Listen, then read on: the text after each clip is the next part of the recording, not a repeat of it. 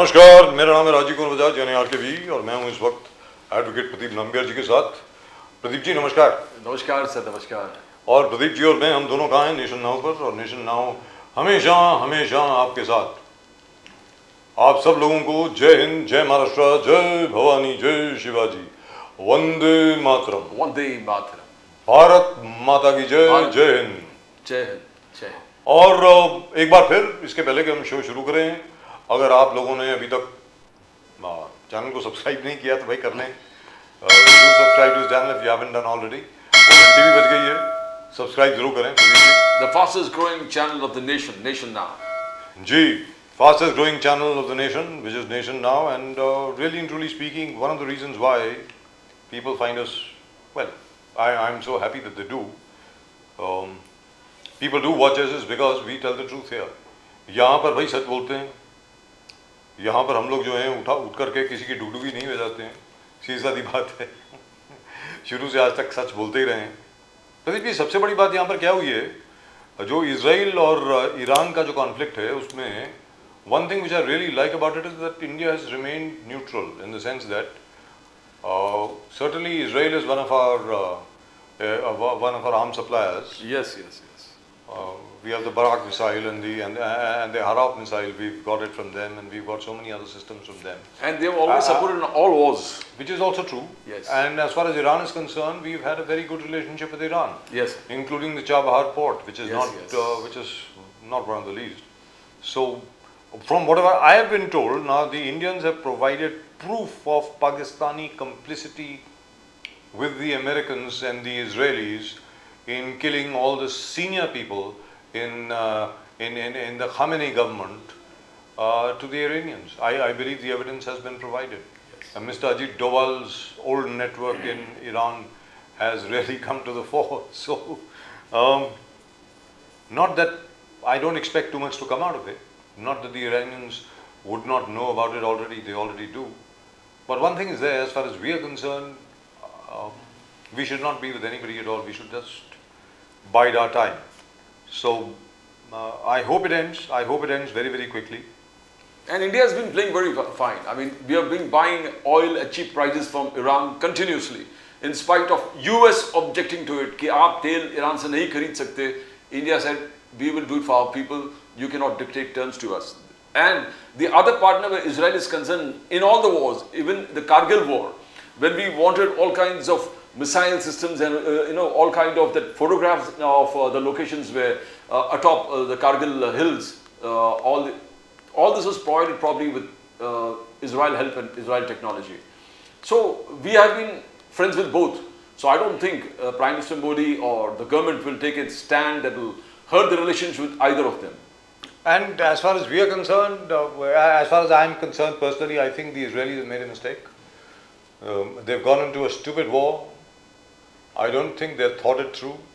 मुझको ऐसा लगता है कि इस लड़ाई में माशाल्लाह इजराइल जीत तो नहीं सकता sir. Iran is not going to roll over. Iran जो है वो उठ करके ये तो नहीं कहेगा हाँ भाई ठीक है जो आप चाहते हैं हम कर लेंगे, वो तो करने वाला है नहीं। तो क्या करेंगे? What is going to be the end game here? How are you going to disengage? Which is why I certainly feel कि जो 3 दिन की लड़ाई यहाँ पर हुई थी और we accepted a ceasefire, whatever be the terms. मैं कहता हूँ ट्रंप ने भी बोला होगा, बहुत अच्छा किया भाई, ट्रंप साहब का हमें थैंक यू बोलना चाहिए। अगर डोनाल्ड ट्रंप ने भी इंडिया और पाकिस्तान के बीच में सीजफायर कराई है तो we should thank Donald Trump. Let's be very clear, because a long drawn out war is the worst possible thing that can happen. जहाँ तक हम लोगों का सवाल है, we have more to lose यार। क्या बात कर रहे हो? पाकिस्तानी तो वैसे ही भूखे नंगे हैं। यहाँ पर अगर लड़ाई और ज्यादा देर चल जाती तो पता ऐसी की तैसी हो जाती है यहाँ पे सबकी। जी Pradeep ji. Sir, this particular war, I think it's all along, all the people knew, all the countries involved knew that this war is at this particular time. Everything seems to be so planned. The strikes of Israel, जहाँ strike कर रहा है, it is so well thought of, well planned तरीके से वो strike हो रहा है. The actions, यूएस का एक्शन देखो, पहले किस प्रकार से बोलना, फिर ट्रंप किस प्रकार से रिएक्ट करना, फिर ईरान को थ्रेटन करना, फिर ईरान को वीकन करना कि आप ये जंग जीत ही नहीं सकते तो आपको भी सीज फायर पे आना चाहिए, come on the table and talk.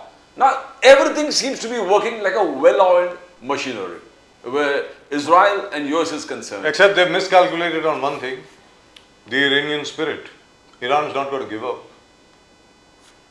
The Iranians are not going to give up. No, they're not gonna. Let's be very very clear. It's not a pushover. वो ईरान जो है पाकिस्तान नहीं है कि आप जो हैं जाकर के अपने वो जो क्या है फील्ड मार्शल साहब जो नए बने वहाँ पे आसिम मुनीर उनको बोल सकते हैं कि भैया ये करो तो वो वही करेगा, बोले पीछे खड़े हो जाओ तो पीछे खड़े हो जाएगा, यहाँ पे खड़े हो जाओ तो यहाँ खड़े हो जाएगा। ईरान ऐसा नहीं है। तो सीधी सादी बात है, I think they have taken on more than they can chew. They will need the intervention of a lot of people, perhaps India also. अभी तो बात चल रही है कि शायद इंडिया को भी कहा गया है कि भाई बीच में आप जरा बीच बचाव करें। I hope we don't, very frankly speaking. And well, that's just about it as far as this particular subject is concerned. Let's go straight across to our guests. We have a wonderful panel today. Our old friend Asif Faruqi Saab is there with us. Asif Faruqi Saab, namaskar. नमस्कार sir. नमस्कार। अरे क्या लग रहा है sir, हर बात बहुत ये क्या चक्कर है यार, मुझे I feel envious of this man. Look at him. Yes. Zabardast. Always. And our friend BN Kumar. How are you, BNK? How are you? Oh, नमस्कार। नमस्कार नमस्कार BN Kumar साहब, सीनियर जर्नलिस्ट BNK साहब, सब खैरियत तो है? चल Yeah, always sir. Right, thank you very much, BNK. Let me go across to Asif Faruqi Saab first. Asif Faruqi Saab, your thoughts, not as a Congress spokesperson, but your thoughts on the Iran-Israel conflict. Iran और Israel के बीच में अभी जो जंग चल रही है उसके बारे में आप कुछ कहना चाहेंगे सर? आपने ईरान और इसराइल का नाम सुना और आसिफ फारूकी साहब भाग गए, ये क्या हुआ भाई? We have lost connection with Asif Faruqi Saab. Can we go back to him again? BNK, could you tell us your thoughts? I'm coming to you now. Okay साहब, फारूकी साहब is back. फारूकी साहब, ये इजराइल और Iran की जो अभी जंग चल रही है उसमें आपकी व्यक्तिगत राय क्या है? व्यक्तिगत विचार आप बताएं। कांग्रेस की राय में नहीं जानना चाह रहा। इंडिया में मिल रही है जी, वो बहुत ही फेक न्यूज़ है और हमारे लोग जो है उस पर ये वेरी वेल प्लान्ड है। इजराइल और अमेरिका ने मिलके पूरा प्लान किया हुआ है जी, और ये सालों से इसके ऊपर वर्क कर रहे थे। पूरे आज इजराइल के ज़्यादातर जो उनकी जनता है, उनके लोग हैं, वो बंकर्स में चले गए हैं और तेहरान को ये पूरा आज देखिए 2 दिन के अंदर या तो खुमैनी को ये लोग बाहर भगा देंगे। आई थिंक रशिया वगैरह ने से इनका कुछ इम्पैक्ट हो गया है और नई कोई हुकूमत नए लोगों को लाके वहाँ बिठा देंगे, ये मुल्ला रेजिम को ये ख़त्म करेंगे। या अगर ये नहीं माने तो पूरे तेहरान में ये तहलका मचा देंगे और उसको कमज़ोर कर देंगे। ये मुझको ऐसा आगे आइंदा आने वाले दिनों में ऐसा जी, नजर दुरुस्त बात है, आप बिल्कुल दुरुस्त फरमा रहे हैं। ये इसी बात के ऊपर BNK साहब आप यो I just want to ask Farooqui साहब। फारूकी साहब, बात यह है कि राहुल गांधी जी आज देश में नहीं है, तो बीजेपी बार बार ये आरोप लगा रहा है कि जब भी नेशनल इंपॉर्टेंस की वाली चीज है, कोई भी समथिंग सिग्निफिकेंट होता है तो राहुल गांधी जी यहां पर नहीं रहते। उन्होंने एग्जांपल दिया 26/11 जब हुआ था तो राहुल गांधी जी दिल्ली के बाहर फार्म हाउस में पार्टी कर रहे थे 26/11 के तुरंत बाद। उन्होंने कहा कि अभी जब एक प्रकार के क्राइसिस है तो आप राहुल जी यूरोप में विजिट के लिए गए, तो आप किस प्रकार से देखते हो अभी अहमदाबाद एयरक्राफ्ट वगैरह? तो हाँ, किसी चीज में तो राहुल जी को, प्राइम मिनिस्टर साहब को फॉलो करने दीजिए। तो हमारे प्राइम मिनिस्टर साहब हमेशा फॉरेन विजिट करते रहते हैं, तो किसी चीज में तो राहुल जी को उनको फॉलो करने दीजिए। मुझको लगता है कि राहुल जी का इतना बड़ा पोजीशन है और इतना लोगों में वो मकबूल है कि ये लोग उनकी हर सांस के ऊपर नज़र रखे हुए हैं और वो कहीं भी जाते हैं। ये बेमानी बात है। यंग मैन है और वो सबसे ताल्लुकात अपने बहाल रखते हैं। हम लोग के ताल्लुकात जो है गवर्नमेंट ऑफ इंडिया के फ़ॉरेन के ताल्लुकात बड़े ख़राब हो चुके हैं, मुझको ऐसा फीलिंग है। क्यों हर तरफ से आप अगर देखें हमारे पड़ोसी मुल्कों से, ईरान के साथ में, इजराइल के साथ में, इजराइल की तरफ हमारा झुकाव, इजराइल कभी भी हमको साथ नहीं देने वाला है सर, हमको गलत रास्ते पे लेके जाने वाला है। इससे पहले जितनी भी हमारी गवर्नमेंट थी यहाँ पे कांग्रेस गवर्नमेंट के दौर में, हम लोगों ने अपने ताल्लुकात गल्फ़ रीजन से, ईरान से, यूरोप से, रशिया से और इवन अमेरिका और चाइना से बहुत ही अपने कॉर्डियल रिलेशंस रखे थे और अपनी मर्यादा को कायम रखते हुए रखे थे। लेकिन इस वक्त मैं ये देख रहा हूँ कि हम लोग बकबक बहुत ज़्यादा करते हैं और हम लोग की कहीं भी रिस्पेक्ट नहीं है। जिस तरीके से हमको पिछले महीनों में अमेरिका ने ट्रीट किया, जिस तरीके से हमारे पड़ोसी मुल्क हमको ट्रीट कर रहे हैं, जिस तरीके से चाइना ट्रीट कर रहा है, और इस वक्त वॉर चल रही है, इसमें हम लोग बकबक बकबक करते हैं लेकिन कुछ भी नहीं है। कनाडा में हम इतना बेइज्जत हुए कि G7 समिट में, तो मुझको लगता है कि बट फारूकी साहब, हमारे यहीं पर आपको रोकना चाहता हूं, कौन सा मुस्लिम देश है जो खुलेआम ईरान को सपोर्ट कर रहे हैं? आज कोई भी नहीं है। आप सऊदी अरेबिया को देखिए, यूनाइटेड सर, अरब एमिरेट्स को इंटरनली हर देखिए, आदमी ये चाहता है किसी कि ये देश ने वॉर खुलेआम हो। सपोर्ट नहीं किया है। और तो इंडिया का न्यूट्रल स्टैंड लेना आपको नहीं लगता कि सही है? नहीं, इंडिया का स्टैंड सर ये कोई स्टैंड नहीं है। आप यूँ समझ लीजिए कि हम लोगों के अंदर वीकनेस जा रही है सर। इससे पहले हमारा एक स्टैंड हुआ करता था, इस वक्त बहुत वीकनेस है। जैसे कतर है, कतर का एक स्टैंड है सर। प्रेसिडेंट ट्रम्प ने आके बहुत तारीफ की उसकी कि भाई कतर आउट ऑफ वे जाके ये बिल्कुल नहीं चाहता है कि वॉर हो, और ईरान के लिए वो बहुत वकालत कर रहा है।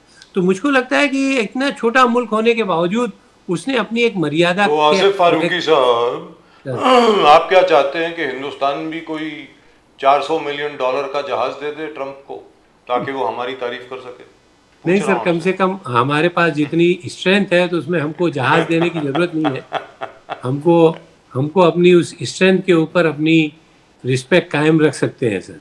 सर मुझको तो ऐसा लगता है, जहाँ तक ट्रम्प साहब का सवाल है, ट्रम्प साहब किसी के बारे में ना ही बात करें वो ज़्यादा अच्छा है। जिसकी तारीफ करते हैं वो भी बहुत बुरा है, जिसकी बुराई करते हैं उसको तो लड़ना ही है ट्रम्प से। तो जहाँ तक ट्रम्प साहब का सवाल है, but anyway he was a very good friend. और मोदी साहब के तो बड़े अच्छे मित्र हुआ करते थे। मोदी साहब ने कहा था ना, अगली बार ट्रम्प सरकार, और मोदी साहब ही उनको अहमदाबाद में लेकर के आए थे, बहुत बड़ी रैली करी। मोदी साहब ने भी जाके वो फिलाडेल्फिया में उनके एंटी काम किया सर। हाँ, वही तो गड़बड़ हो गई। हाँ, गड़बड़ हो गई सर। लेकिन जो भी है, अब क्या करें सर, सामने कमला हैरिस हैं, हमारी तमिलनाडु की लड़की हैं, तो कैसे कर सकते हैं हम लोग? तो इतना तो ट्रम्प साहब को समझना चाहिए, लेकिन वो किसी को समझते नहीं है कुछ। लेकिन मैं एक चीज़ से मैं ज़रा सा इंट्रीग्ड हूँ। आप you are usually very fair in everything, जो भी आपकी क्रिटिसिज्म वगैरह होती है बहुत फेयर होती है। तो कनाडा में क्या बेइज्जती हो गई सर हम लोगों की, ज़रा बताएं जरा। अभी G7 में अभी तो मिले, वो मार्क कार्नी से मिले हैं। ये देखिए तस्वीरें आपके सामने चल रही हैं। जो प्राइम मिनिस्टर हैं नए कनाडा के, वो मोदी साहब के साथ खड़े हैं। मतलब नहीं, जिस तरीके से वहाँ स्ट्रेन था सर, और हाँ, और जिस तरीके से हमको वहाँ डिले करके हमारी इनविटेशन आया और हमको उस तरीके से वेलकम नहीं हुआ, वरना हम हमेशा लीडर रहा करते थे किसी भी। सर ये G7 है, we are not part of G7, we are always one of the invited nations in G7। हम G7 कंट्रीज का हिस्सा नहीं है। नहीं, हाँ, हम तो इनवाइटेड है ना सर वहाँ पे, भाई आ जाइए। अब हमारे ऊपर है, हमको इनवाइट भी नहीं किया ना सर। इनवाइट तो किया ना सर। नहीं, बाद में किया सर। सर जब मर्जी किया हो, किया तो सही। हाँ, जब मर्जी किया हो। और ये बहुत ट्रिकी सिचुएशन में हम सर ये माशाल्लाह ये बड़ी अजीबोगरीब हरकत है सर। सर आप तो ऐसा मत बोलिए कि मतलब निमंत्रण आया तो भी गड़बड़ है, नहीं आया तो गड़बड़ है।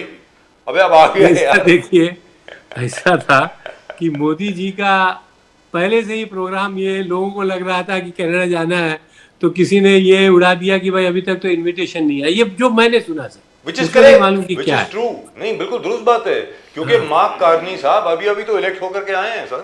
अभी तो वो जो खालिस्तानी प्राइम मिनिस्टर हुआ करते थे, जस्टिन ट्रूडो साहब, मतलब उनको हमने नमस्कार करके अलविदा करवाया है। तो मतलब जस्ट लाइक हिज फादर।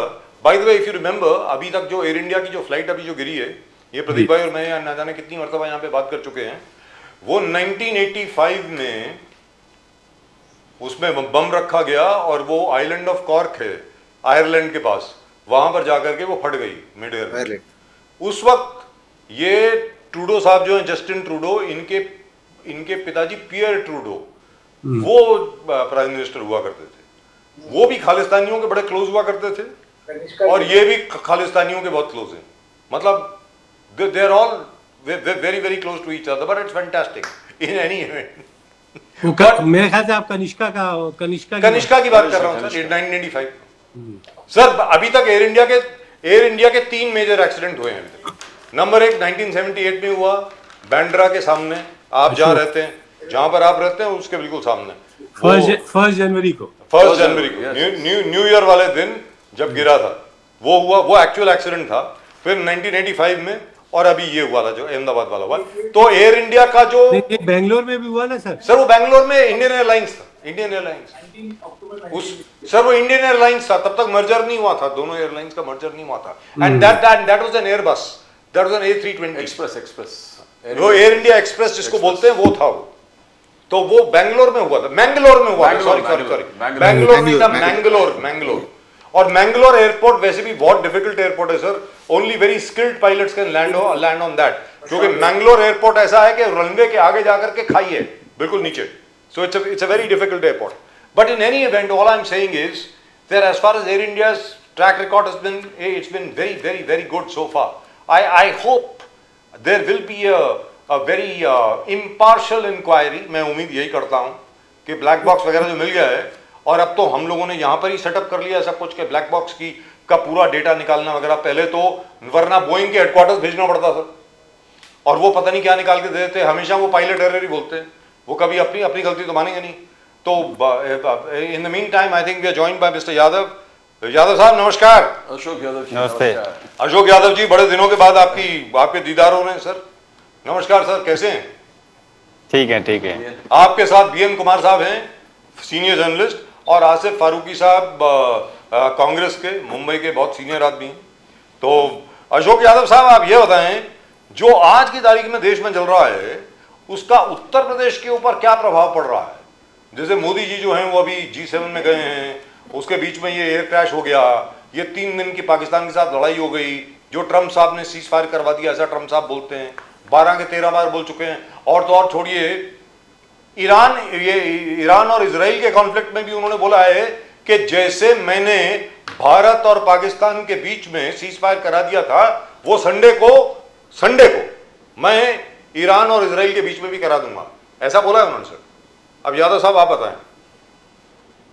देखिए, ये सब इंटरनेशनल इश्यूज हैं और ये इंटरनेशनल इश्यूज का डोमेस्टिक पॉलिटिक्स पे और खास तौर से किसी स्पेसिफिक स्टेट्स पे मुझे नहीं लगता कोई बहुत बड़ा इम्पैक्ट है, लेकिन कुछ चीजें हैं जो इम्पैक्ट डाल रही हैं। जैसे ऑपरेशन सिंदूर का आपने चर्चा किया, ट्रंप साहब का चर्चा किया। तो ट्रंप चूंकि एक अभी धनखड़ साहब ने सुप्रीम कोर्ट को बोला था कि कौन सा एटॉमिक मिसाइल या क्या शब्द इस्तेमाल किया था, जब सुप्रीम कोर्ट ने एक गाइडलाइन सेट कर दी थी कि गवर्नर इतने 90 दिन के अंदर किसी अध्यादेश को अपने यहाँ से उनको मतलब मजबूरी है कि अपने यहाँ से उसको क्लियर करें, बिल्कुल दुरुस्त बात। सुप्रीम कोर्ट ने एक डेडलाइन दी थी कि इतने 90 दिनों के अंदर आपको साइन करके भेजना है, या रिजेक्ट करना है या एक्सेप्ट करना है। करेक्ट जी। तो उसमें धनखड़ साहब ने सुप्रीम कोर्ट के लिए एक वर्ड यूज किया था, न्यूक्लियर मिसाइल जी, कि supreme court article 142 is just like a nuclear missile. मुझे लगता है कि ट्रंप साहब आज के दौर में वो न्यूक्लियर मिसाइल बन गए हैं। वो मतलब कब किसके ऊपर फट पड़ेंगे, कब क्या बोल देंगे वो खुद नहीं जानते हैं कि वो क्या बोल देंगे किसके लिए। और खास तौर से जो उनकी पृष्ठभूमि रही है ट्रंप जी की और माननीय मोदी जी की, वो दोनों लोग मिला जुला के राइट विंग आइडियोलॉजी को बिलोंग करते हैं और दोनों की विचारधाराएं, दोनों की पर्सनालिटी में काफी हद तक समानता भी है। इसी वजह से माननीय मोदी इनके पिछले कार्यकाल में, आपको सबको याद होगा, गए थे वहां पे, अब की बार ट्रंप सरकार का बड़ा लंबा चौड़ा वहां पे कार्यक्रम भी किया, हाउडी मोदी, और उनको अपना दोस्त बताया, न जाने क्या क्या बातें हुई, वो अलग चीज है। लेकिन उनको इस बार, उनको जब राष्ट्रपति प्रेसिडेंशियल का इलेक्शन चल रहा था यूएस में, तो यहाँ पे लोग हवन पूजन कर रहे थे जब रिजल्ट वाले दिन, भाजपा के लोग। तो मुझे लगता है कि दोनों लोगों की पर्सनालिटी में काफी समानता है। और वाशिंगटन पोस्ट ने तो ट्रंप को लेकर के पिछले कार्यकाल में काउंट करके बताया था कि पर डे इन्होंने 20 बार झूठ बोला है। लेकिन इंडियन मीडिया में किसी के पास साहस नहीं है कि उनके दोस्त का काउंट कर दे कि ये पर डे कितना करते हैं, कितना झूठ बोलते हैं। खैर वो लोग, वो बात अलग है। जी अशोक यादव जी, चूंकि अशोक यादव जी, योगी आदित्यनाथ ने हाल ही में जिस प्रकार से ट्रांसपेरेंसी, गवर्नेंस उत्तर प्रदेश में लेके आए, डेवलपमेंट उत्तर प्रदेश में लेके आए, जॉब्स क्रिएट किया, और उन्होंने कहा कि 2017 से बिफोर 2017 यहां पर जॉब्स, गवर्नमेंट जॉब्स का ऑक्शन होता था। वो योगी जी आने के बाद पूरे एक सिस्टमाइज हो गया, करप्शन फ्री कर दिया। इस पे आप क्या कहना है यादव जी? देखिए, पहली बात आपने कहा योगी जी ने ट्रांसपेरेंसी लाई, तो भाजपा और ट्रांसपेरेंसी एक दूसरे के अपोनेंट हैं। जहां भाजपा वहां ट्रांसपेरेंसी नहीं, जहां ट्रांसपेरेंसी है वहां भाजपा नहीं।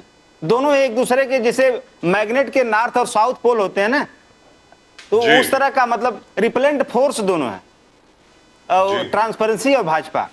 अच्छा, दूसरी बात आपको मैं बता दूं, जो माननीय योगी जी ने कहा कि हमने जॉब प्रोवाइड कराए हैं, उन्होंने कहा पर्ची खर्ची, अभी गृह मंत्री जी ने कहा कि पर्ची खर्ची से नौकरियां मिला करती थी उत्तर प्रदेश में। Auction yes. आपको जी हाँ। मैं आपको एक एग्जांपल बताऊं, आपको मैं एक एग्जांपल बता रहा हूं। सितंबर 2020 में उत्तर प्रदेश के विधानसभा सचिवालय से 186 पोस्ट का एडवर्टाइजमेंट निकलता है, आरओ और एआरओ, रिव्यू ऑफिसर और असिस्टेंट रिव्यू ऑफिसर्स का, जिसकी उन्होंने नियमों को बाइकआउट करके, हालांकि नियम था कि जो दागी एजेंसी को इस तरह की मतलब एग्जामिनेशन कराने का और सिलेक्शन का जो हम कॉन्ट्रैक्ट नहीं दे सकते, लेकिन नियमों को वायलेट करके योगी सरकार एक ऐसी दागी एजेंसी को एक एग्जाम कंडक्ट कराने का टेंडर देती है कि जिसके ऊपर पहले से ही बहुत सारे चार्जेस थे, और जिसने क्या किया 186 पोस्ट में से 38 पोस्ट पे ऐसे लोगों का सिलेक्शन हुआ जो कि सरकार में बैठे हुए, सचिवालय में बैठे हुए अधिकारी हैं, पूर्व विधानसभा अध्यक्ष के लोगों की रिश्तेदार हैं, योगी सरकार के विधायकों और मंत्रियों के रिश्तेदार हैं। और हद तो तब हो गई जब उस एजेंसी के मालिक ने अपनी पत्नी को भी आरओ बना दिया। ये चीज मैं इंडियन एक्सप्रेस और दैनिक भास्कर अखबार में ये चीज छापी गई थी और इंडियन एक्सप्रेस ने पूरा डेटा इसको पब्लिश किया था। तो मैंने इस बात को कोट किया कई जगह कि इस तरह का पर्ची खर्ची का कल्चर योगी सरकार में ही डेवलप हुआ है। और मैं तो कई जगह चैलेंज किया कि 8 साल हो गया योगी सरकार को, हमारे सरकार के दौरान एक भी वैकेंसीज अगर नियुक्ति गलत तरीके से हुई है तो उसको आप जांच करें, उसको पब्लिश करें रिपोर्ट, और उस पे हमारे ऊपर आरोप जो फ्रेम करें कि आपके सरकार में फला फला पदों की नियुक्तियां गलत तरीके से हुई हैं, लेन देन के हुई हैं, है कि नहीं। लेकिन उनके पास मुख्यमंत्री जी, आपको याद होगा विधानसभा में बोले थे कि 86 में से 56 एसडीएम यादव हो गए, यादव नहीं मतलब एक जाति विशेष के हो गए। उसी समय नेता प्रतिपक्ष रहे उस समय के माननीय अखिलेश यादव जी ने विधानसभा अध्यक्ष को कहा कि माननीय जो रिपोर्ट की बात नेता सदन कर रहे हैं वो रिपोर्ट कम से कम यहाँ टेबल करें ताकि दूध का दूध पानी का पानी हो जाए कि 186 में से 56 एसडीएम एक जाति विशेष के हुए हैं। आज कितने साल हो गए, लेकिन आज तक वो रिपोर्ट मुख्यमंत्री जी टेबल नहीं कर पाए। कि भारतीय जनता पार्टी में जो नेता जितना बड़ा है उतना बड़ा झूठ बोलता है। लेकिन अशोक यादव जी, ये मैंडेटरी नहीं है, वो तो असेंबली के पटल पर बोल रहे थे। असेंबली के पटल पर आप झूठ तो नहीं बोल सकते ना, सीधा प्रिविलेज मोशन बनता है सर। मुख्यमंत्री जी असेंबली के पटल पे झूठ बोलते हैं भाई, ये तो बहुत बड़ा आश्चर्य की बात है। उन्होंने आपको याद होगा संगम जो मेला लगा था, कुंभ मेला, उसमें एक नाव जो नाविक का उन्होंने बिजनेस मॉडल की तारीफ करी थी, सबको याद होगा, पूरा देश में चर्चा का विषय बना था। और बाद में पता चला जिसके बिजनेस मॉडल की तारीफ किए थे वो नाव माफिया था, वो कई लोगों की हत्याओं का जिम्मेदार था, उसने वसूली करके पैसे बनाए। तो ऐसे विचित्र मुख्यमंत्री हैं और विचित्र उनका जो विभाग है जिसमें सूचना विभाग या जो भी मुख्यमंत्री जी को ये सब चीजें लिख के देता है, और क्या है उनके बीच में। अशोक यादव जी, छोटा सवाल की क्या कमी है वो एक सवाल सर, छोटा सा सवाल, उसके बाद मैं बीएन कुमार साहब के पास जाता हूं। सर क्या है कि अखिलेश यादव जी ने अभी 2 दिन पहले अपने भाषण में एक चीज का जिक्र किया जो कि बहुत सालों से लोग जिक्र कर रहे हैं, उन्होंने दोबारा जिक्र किया। उन्होंने कहा कि यार पुलवामा में जो इंटेलिजेंस फेलियर हुआ उसकी कोई रिपोर्ट नहीं आई, उरी में जो इंटेलिजेंस फेलियर हुआ उसकी कोई रिपोर्ट नहीं आई, नगरोटा में जो इंटेलिजेंस फेलियर हुआ उसकी कोई रिपोर्ट नहीं आई, पठानकोट में जो इंटेलिजेंस फेलियर हुआ उसकी कोई रिपोर्ट नहीं आई, और अभी पहलगाम में जो हुआ 26 लोगों की जो निर्मम हत्या हुई है उसमें जो इंटेलिजेंस फेलियर है उसके ऊपर कब हम लोगों को मालूम पड़ेगा कि सरकार ने इन इंटेलिजेंस के लोगों पर क्या एक्शन लिया। तो सर सरकार की तरफ से तो कुछ भी नहीं आ रहा, कोई स्टेटमेंट आई नहीं रही है इसमें। समस्या क्या है कि पूरे विश्व में अगर आप देखेंगे वर्ल्ड लेवल पर अगर कोई भी टेरर अटैक किसी भी कंट्री पे होता है तो जो इनकम्बेंट गवर्नमेंट होती है वो उसकी रिस्पॉन्सिबिलिटी लेती है, और जो दंडित अपराधी हैं जो लोग दोषी अधिकारी हैं उन अधिकारियों के ऊपर एक्शन होता है। अब पूरी उसकी रिपोर्टिंग होती है, सरकार बैकफुट पे आती है, सरकार अपनी कमी को जो है बताती है कि यहाँ चूक हुई है, लेकिन ये ऐसी सरकार है, बड़ी विचित्र सरकार है कि हर आतंकी घटना का इस्तेमाल सत्ता हासिल करने के लिए करती है, और ये भी बड़ी बेशर्मी के साथ हर आतंकी घटना का एडवर्टाइजमेंट करती है सरकार। आपको पुलवामा घटना का जब आपने जिक्र किया, 24 घंटा बड़े मुश्किल से बीता था उस घटना का, लेकिन माननीय मोदी जी ने हमारे शहीदों का फोटो बनवाया, उनका पोस्टर बनवाया और चूरू में अगले दिन चले गए वोट मांगने, और उन्होंने क्या कहा कि क्या आपका पहला वोट पुलवामा के शहीदों के नाम पर मिल सकता है क्या? Nobody can imagine that a prime minister of any country can do such type of work.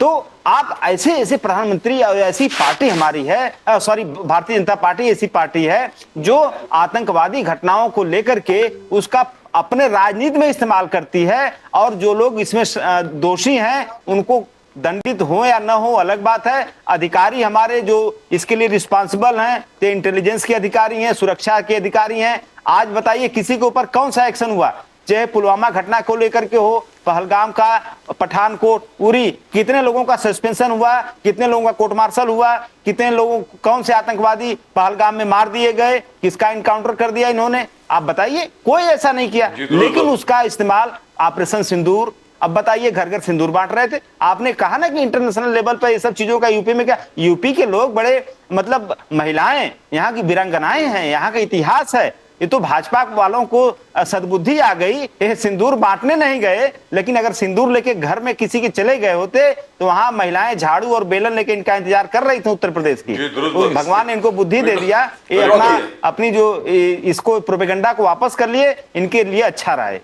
Right, let me go across to BNK. BNK, you've heard everybody. What do you think? Ji, What do you think as far as the Modi government is concerned? Modi सरकार जो है, अरे यार ये मतलब मैंने पहली सरकार देखी है। You have covered all sorts of governments. We have covered all sorts of governments. You've been a journalist all your life.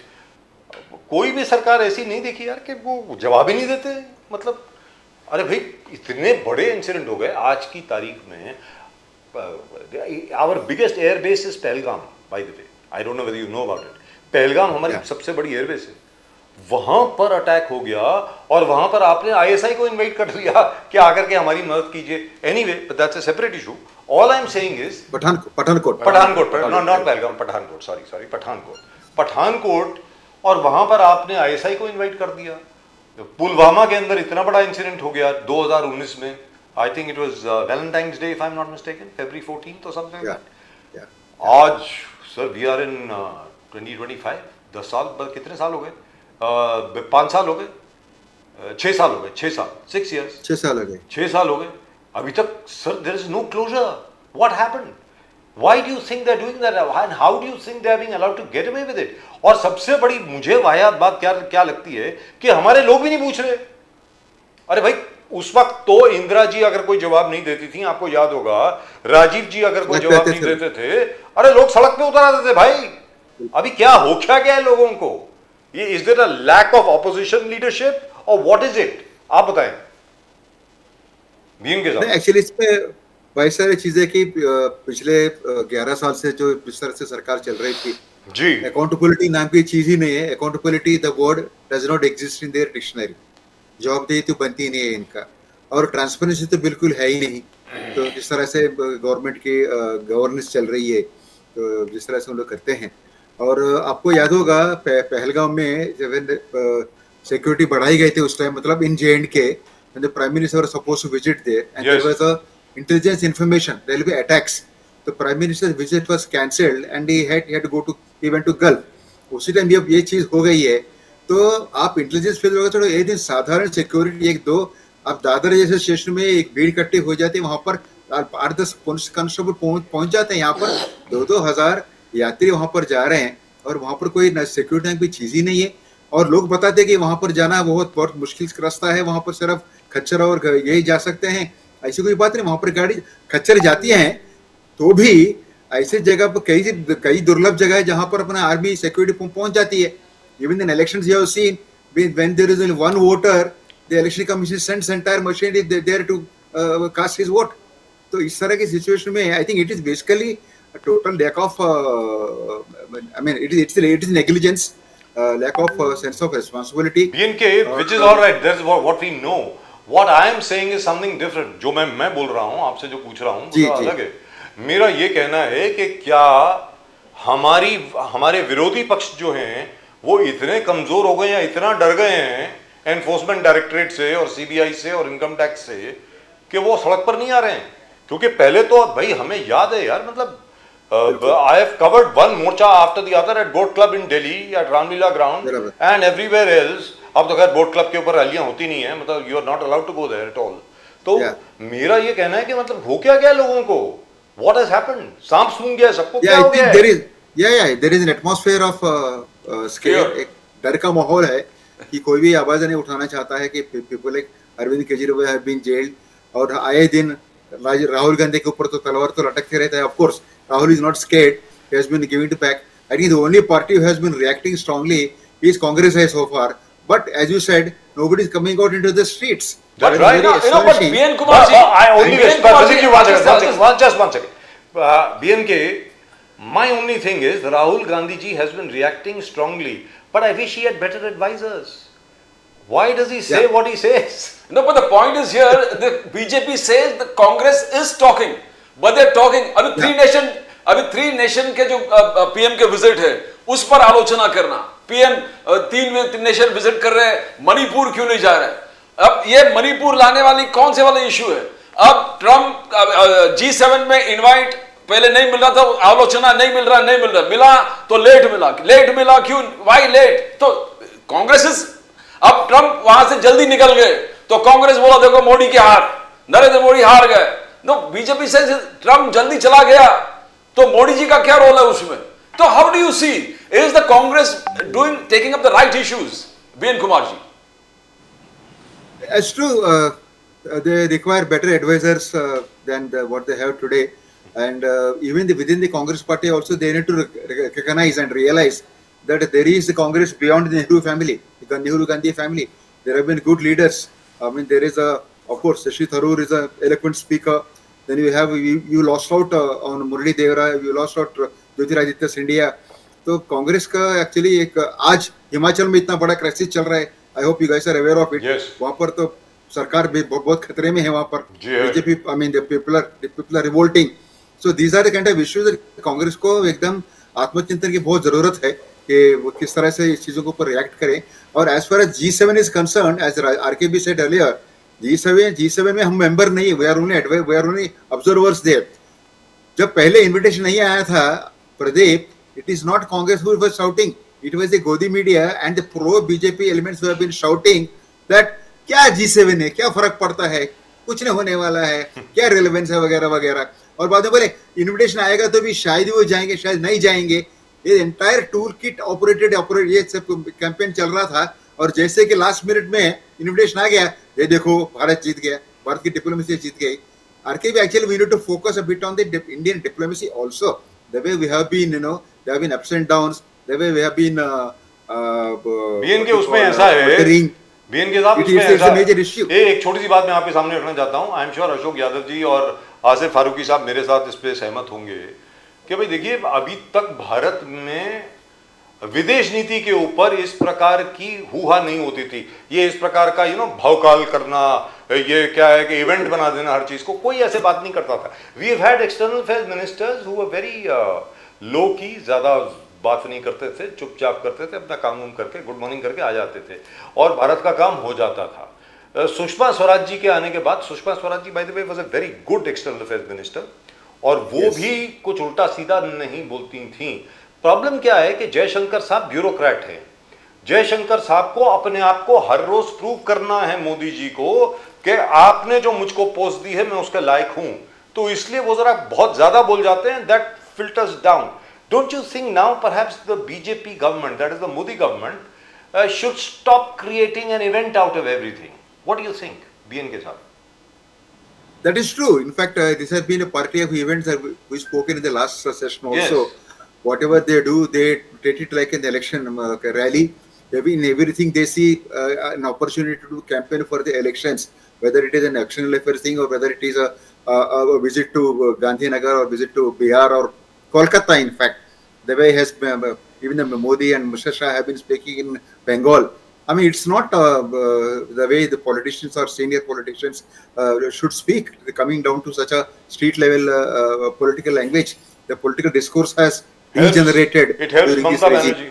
And as far as the question on diplomacy is concerned, Rajiv, ji. कि एक नहीं, हर जगह हमारी विफलता हुई है। अभी एक आप देखिए, the world situation, security situation and diplomatic situation, geopolitics have changed dramatically over the past say 5 to 10 years. Covid के पहले जो सिचुएशन था, कोविड के बाद वो नहीं है। एक जमाने में था चाइना प्लस पॉलिसी, कोविड के इमीडिएट बाद। अब चाइना जाके रशिया से संधि कर ली, China and Russia have come together, so there are three forces which are operating today: America, Russia and China, and all are focusing on our region also. So the situation is changing very rapidly. We need to be prepared for that. अभी देखिए, अपना जो operation सिंदूर हुआ, उसमें China ने खुल के पाकिस्तान का सपोर्ट किया, हमारा किसी ने सपोर्ट नहीं किया। Russia is such A close friend. Indira Gandhi के टाइम पे हमारा एक 25 साल का एग्रीमेंट था, security agreement with Russia. Despite the, of course, the agreement has ended, it has no validity today. But Russia has not spoken a single word on the on Operation Sindoor. Everybody condemned terrorism, but after that, and we I were think that's forced to more than send out enough. I seven don't think we need delegations to- to 32 countries. BNK Saab, I don't think you need to expect anything more than that. As long as they don't attack India, it's fine. Very, very frankly speaking, उस वक्त भी मैं आपको बता रहा हूँ, 1971 में भी, because of the Indo-Soviet Pact, Leonid Brezhnev Yeah. was the chairman of the CCU at that time. Our foreign minister was Sardar Swaran Singh साहब, 1971 की बात है। तो वो क्योंकि हमारा पैक्ट था, इसकी वजह से Soviet union was with us because we had to stand up to the American bloc. But that is not such a big issue. For me, what a big issue is, I would like to go to Asif Faruqi साहब। आसिफ फारूकी साहब, सबसे बड़ा issue मेरे लिए विषय ये है कि जिस प्रकार आपकी जो प्रेसिडेंट है एमआरसीसी की, वर्षाताई गायकवाड़ जो है, मैं बहुत ही लोकलाइज इशू के ऊपर बात करने वाला हूं अभी, जिस प्रकार वो बार बार हर हफ्ते में 2 या 3 दिन माशाल्लाह वो अडानी के खिलाफ जो एजिटेशन लीड कर रही हैं सर, धारावी को लेकर के, वो काबिल तारीफ है। वही चीज पूरे देश में होनी चाहिए, मुझको ऐसा लगता है। लाइक फॉर एग्जांपल दिल्ली में अभी अभी सरोजनी नगर मार्केट को डिमोलिश कर दिया सर रात को। आपको मालूम है, सारी दुनिया शॉपिंग करती थी वहां सरोजनी नगर मार्केट में, रातों रात के 11 बजे के बाद बुलडोजर वहां पहुंचे और रात को डिमोलिश कर दिया। कांग्रेस का नामो निशान ही नहीं है वहां पे। आप मुझे बताइए क्या हो रहा है? दिल्ली में कांग्रेस का नामो निशान नहीं है। 3 बार इलेक्शन हुई है और कांग्रेस की सिफर आई है, 0 सीट आई है। आप मुझे बताइए आसिफ फारूकी साहब, ये कांग्रेस को क्या हो गया है? नहीं सर, कांग्रेस को ये हो गया है कि जो हमारे बड़े नेता थे उनको किसी न किसी तरीके से बीजेपी ने डरा धमका के अपने वॉशिंग मशीन के अंदर ले जाके कि भाई यहाँ आ जाओगे धुल जाओगे। लेकिन जहाँ तक आपने एमआरसीसी की हमारी प्रेसिडेंट है प्रिय वर्षा गायकवाड़ जी, उन्होंने बहुत ही डायनेमिक लीडर है वो, और वो ज़मीन से जुड़ी हुई लीडर है। धारावी से वो जब वो निकल के आई बांद्रा में, तो लोगों को यकीन नहीं था कि ये सीट निकाल लेगी, कि जिस तरीके के हालात थे उस वक्त और उनके सामने जिस तरीके का लीडर आ गया था।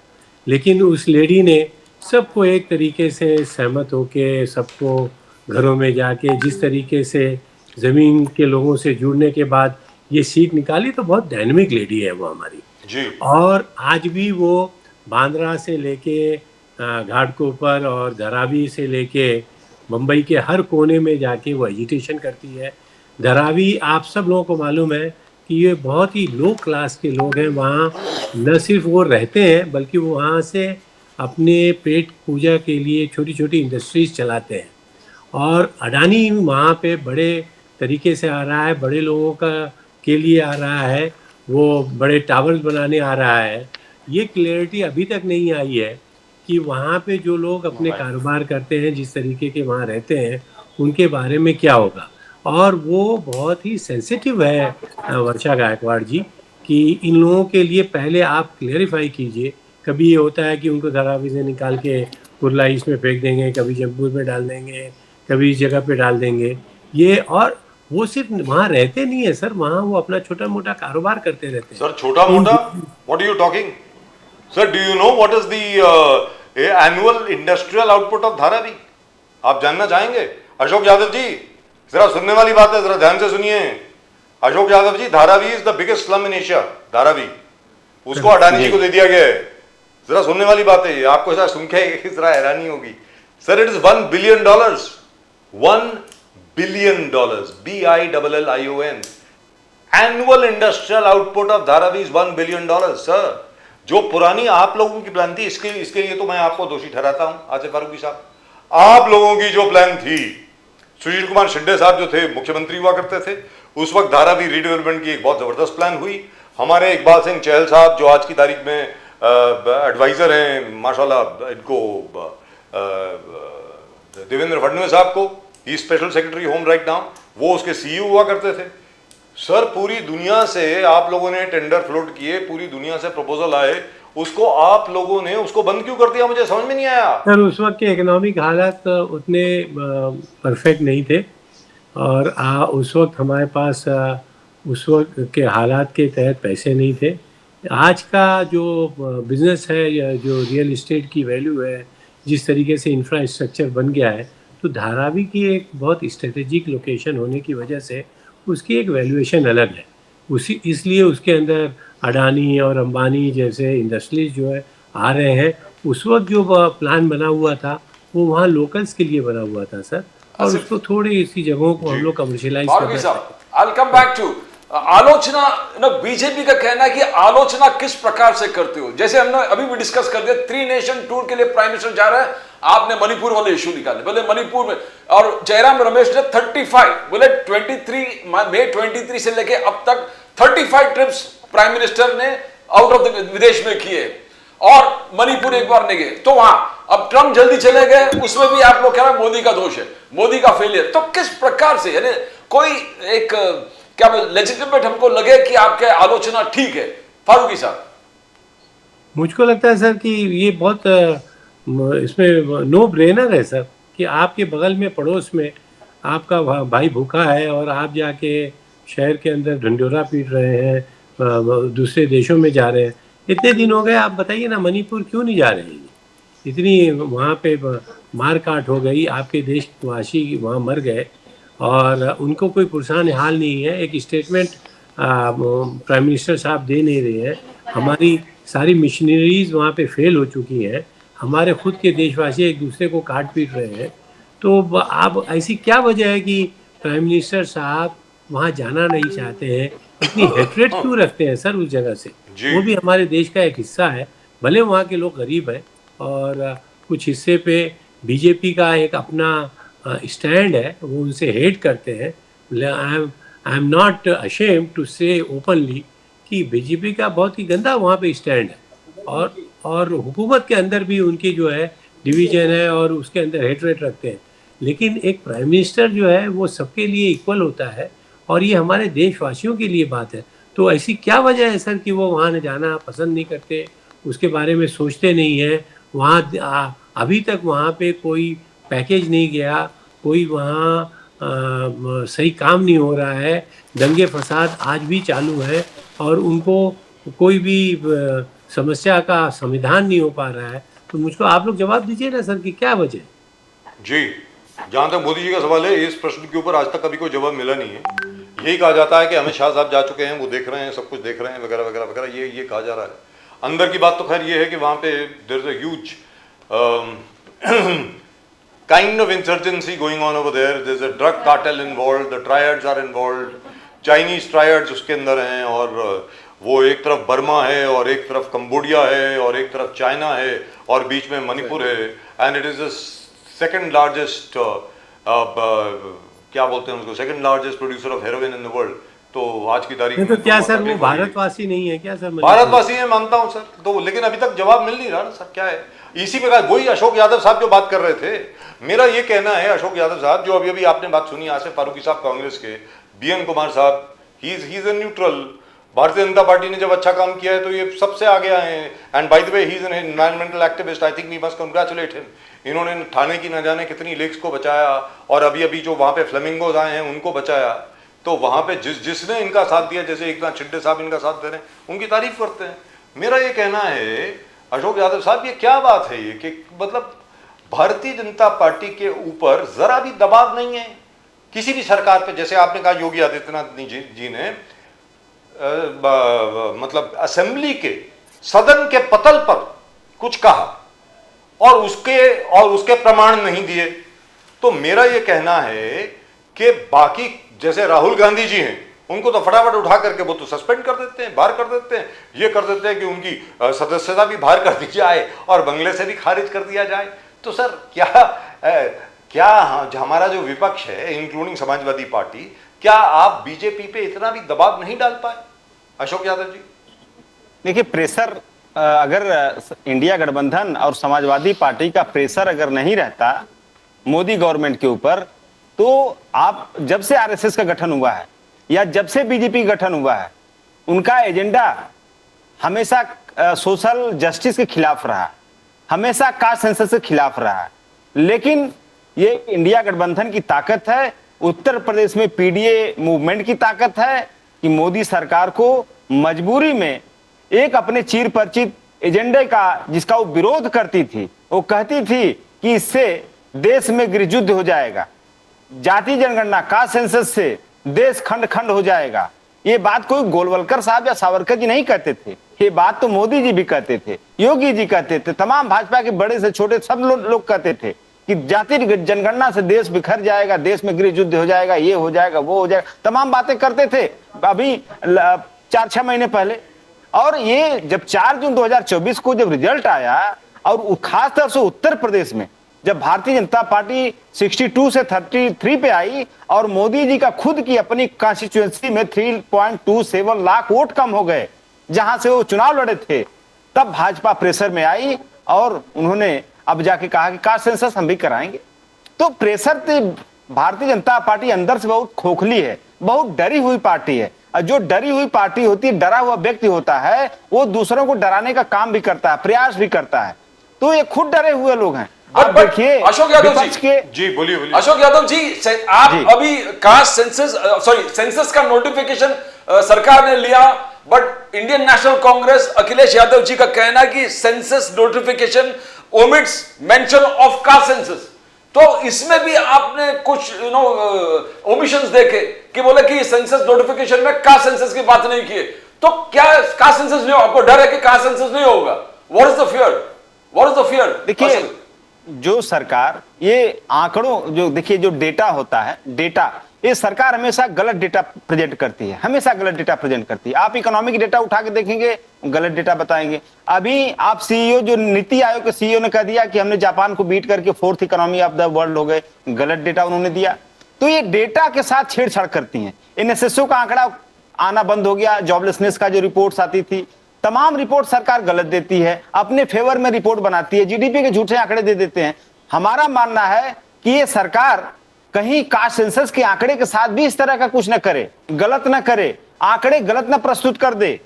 ये इस बात को लेकर के हम लोग सवाल खड़े कर रहे हैं। ये आंकड़े गलत कर सकते हैं लोग अपने फेवर में लाने के लिए, और बहुत सारी चीजें मैनिपुलेट कर सकते हैं। देखिए, कास्ट सेंसस का ऑब्जेक्टिव क्या है? कास्ट सेंसस सिर्फ ऐसे ही चुनावी एजेंडा तो है नहीं। कास्ट सेंसस का ऑब्जेक्टिव था कि जिसकी जितनी संख्या भारी उसकी इतनी हिस्सेदारी। आप हर व्यक्ति को सोशल जस्टिस दीजिए, समाज के हर वर्ग को, लेकिन भारतीय जनता पार्टी का एजेंडा सोशल इनजस्टिस का है, हमेशा सामाजिक अन्याय करती आ रही है। योगी सरकार को देखिए, 69,000 टीचर जो भर्ती हुई थी, इसमें 16,000 पिछड़े दलितों का इन्होंने आरक्षण खा गया, आरक्षण लूट लिया। तो जहां जहां इनका मौका मिलता है, NFS not found suitable, lateral entry और तमाम ऐसे टूल से अपनाते हैं जो कि आरक्षण को खत्म करने का प्रयास करते हैं। तो आप जाति जनगणना कराने का आप एक चुनावी एजेंडा बस लगा रहे हो, लेकिन उसका आउटकम्स और उसको किस लिए करवाया जा रहा जाति जनगणना, उस बात को भी फोकस में रखना पड़ेगा। और हम लोग बाकायदे मॉनिटरिंग रखेंगे, जहां जहां गड़बड़ करने की कोशिश करेंगे हम लोग उस पर आवाज भी उठाते रहेंगे। अशोक यादव जी, 80,000 करोड़ है मोदी साहब के बजट है ट्राइबल वेलफेयर के लिए। ट्राइबल अखिलेश यादव जी हमेशा पीडीए की बात करते थे, PDA has to be enforce, PDA. अभी कांस्टेबल रिक्रूट में भी अखिलेश यादव जी ने योगी आदित्यनाथ गवर्नमेंट को खड़ा कर दिया कि पीडीए को कितना आप कांस्टेबल में recruit, why you not enforcing employment of PDA.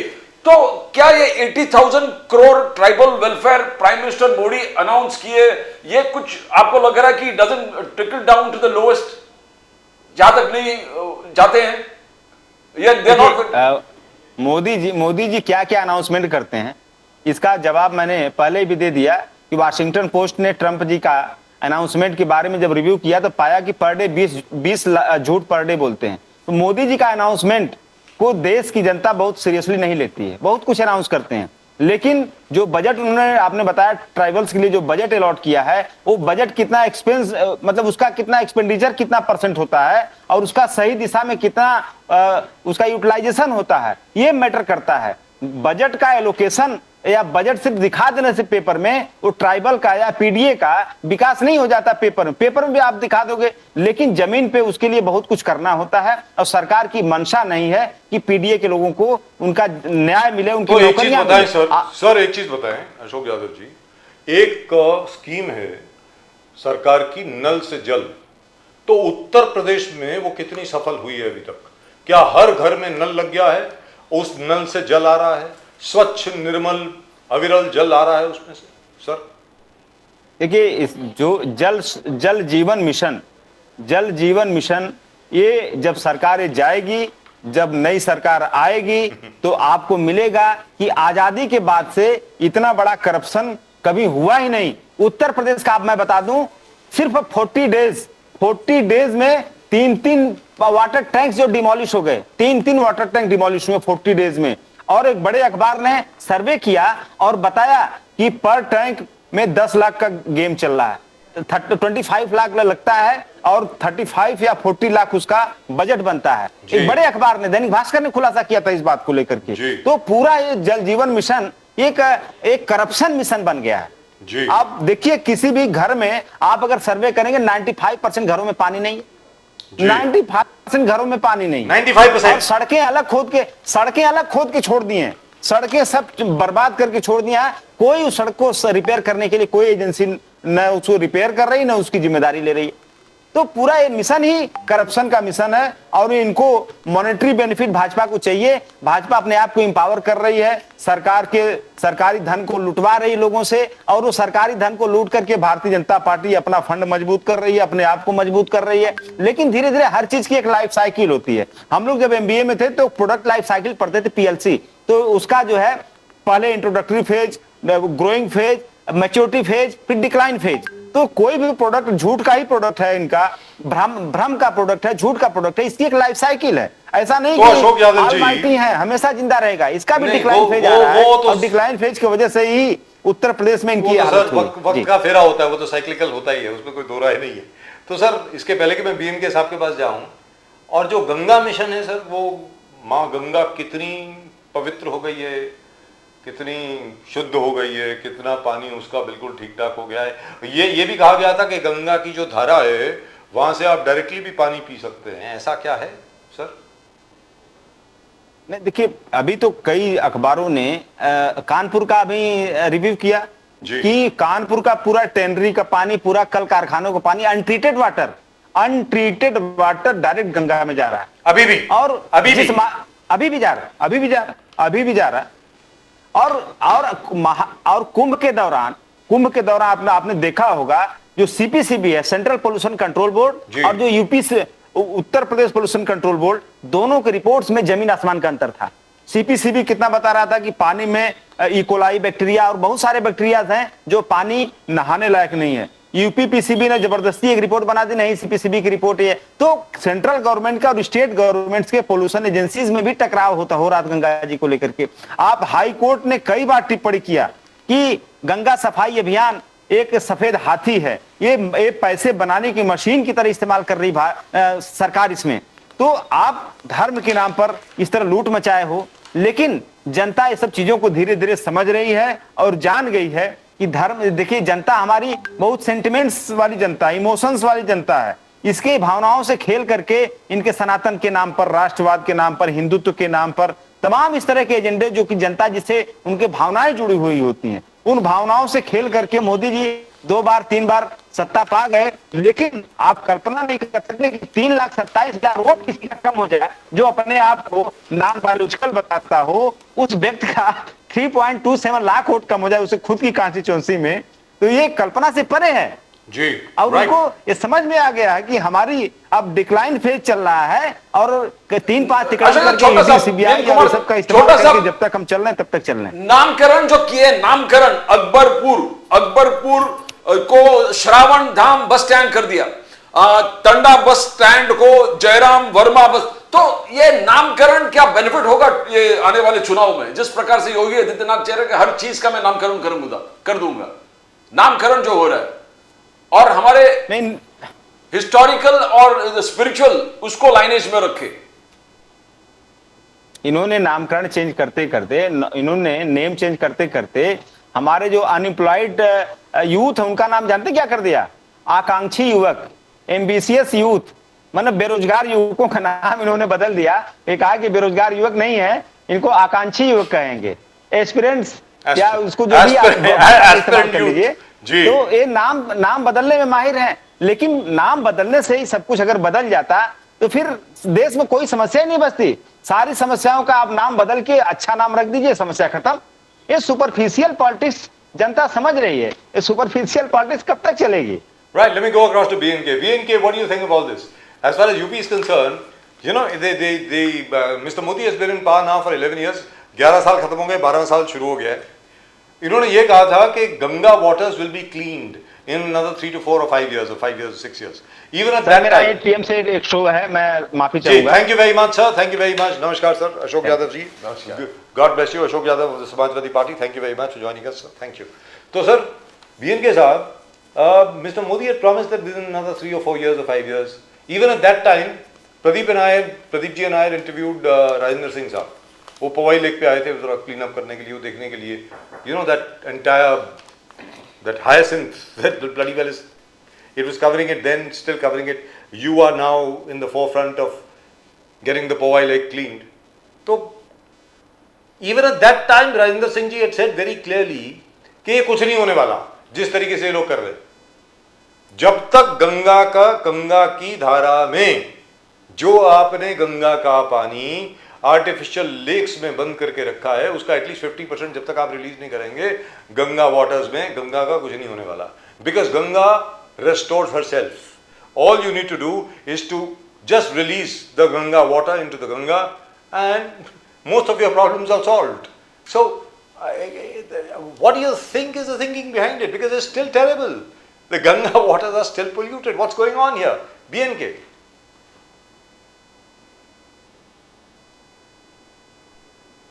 I think you're muted. I think you're on mute. Could you unmute your phone? Could you unmute your phone? Yeah, go ahead now.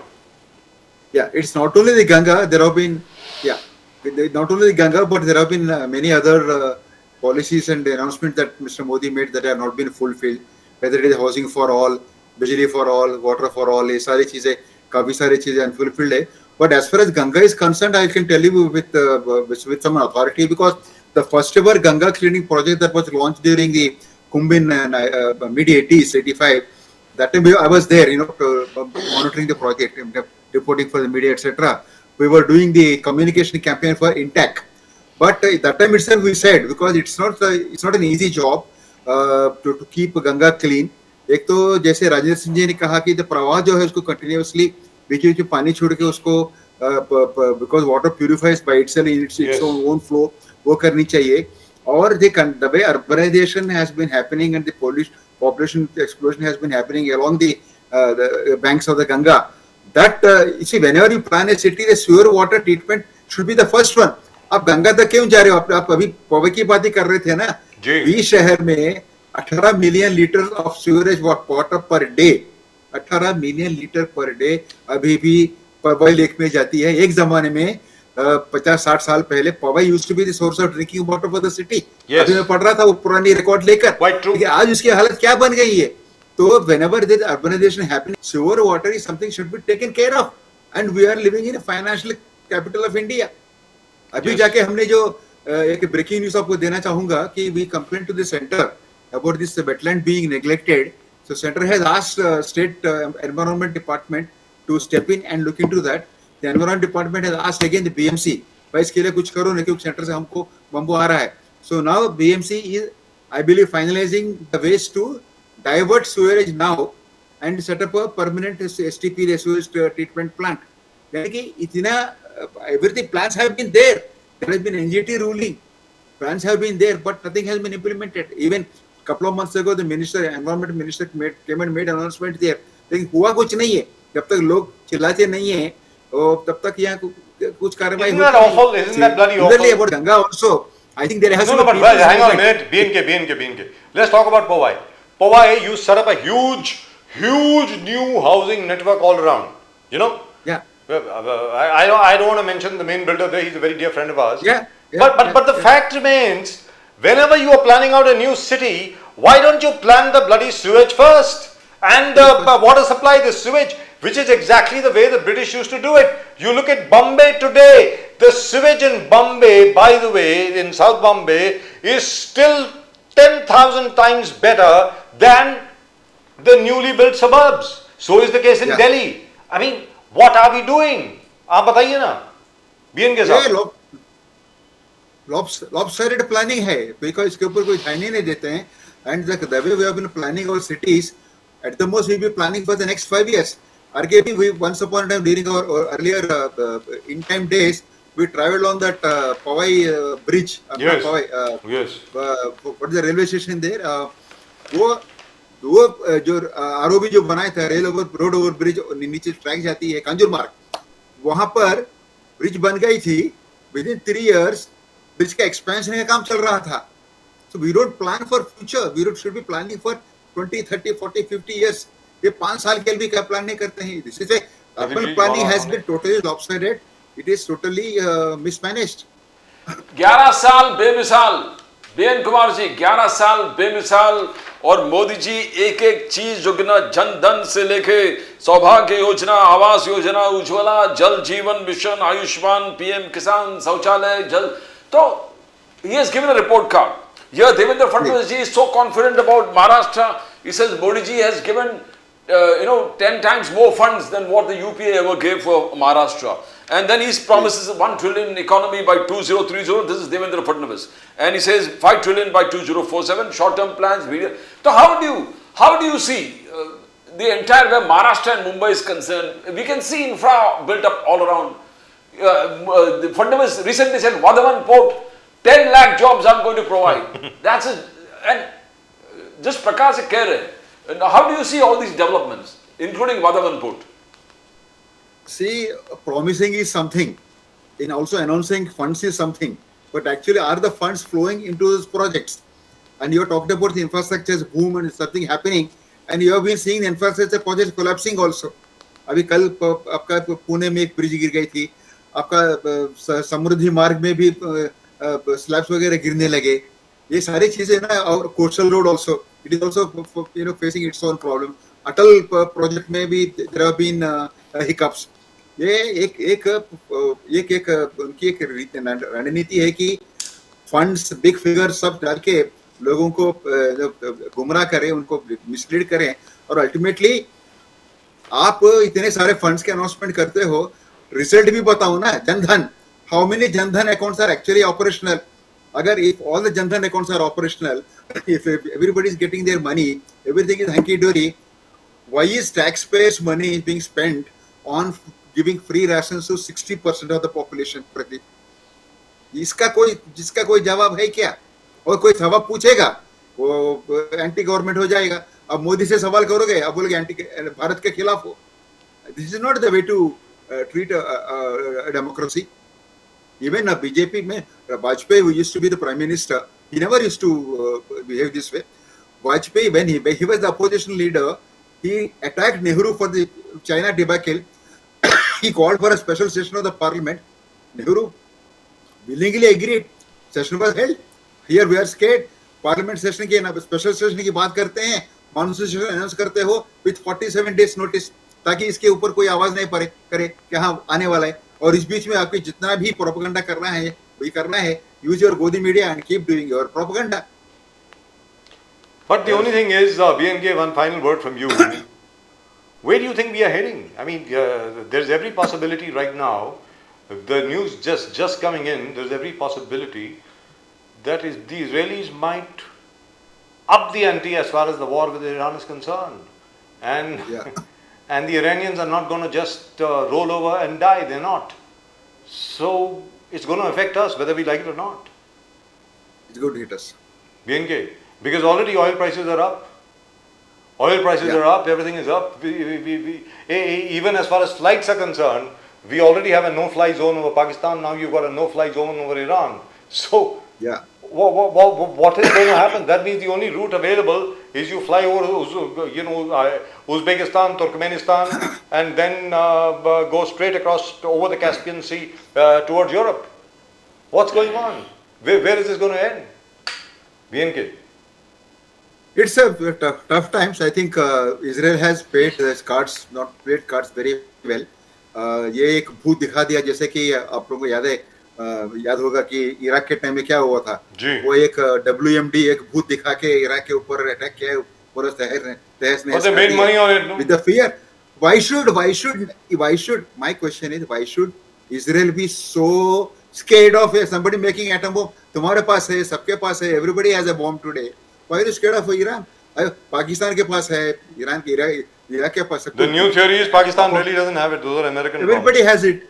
अरे आपको क्या, why are you so scared कि वो मेरे खिलाफ ही use करेगा? Right. आप भी यूज करते हो ना? And the way Israel has attacked, it has become a joke. The way Iran has responded, I think marvelous it is. I mean, yesterday there was a party going on in Libya. People were watching those fireworks from the sky. उसको लग रहा कि कोई दिवाली चल रहा है ऊपर से. Yes, they're enjoying And it. across the They're having a party now. nations, they have been flying those missiles and hitting the targets. Yes, that's all Very happening. targeted attack. But BN, do you think that entire thing, US, Iran, Saudi, UAE, the way the Islamic countries have not openly spoken up, especially Saudi Arabia, UAE, there's been a tactical understanding between these particular countries to see that this Iran is disengaged where nuclear things are concerned.